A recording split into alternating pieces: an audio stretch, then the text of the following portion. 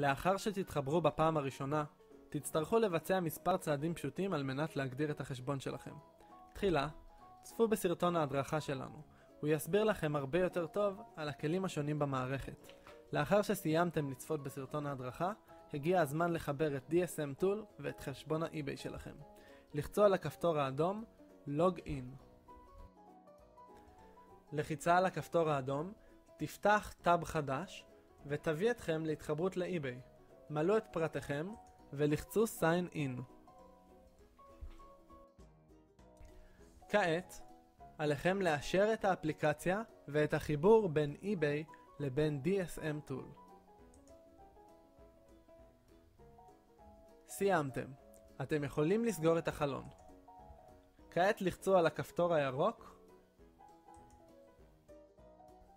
בשלב השני, מלאו את חשבון הפייפל שלכם, אליו יועברו התשלומים מהמחירות באי-ביי, ולחצו Submit.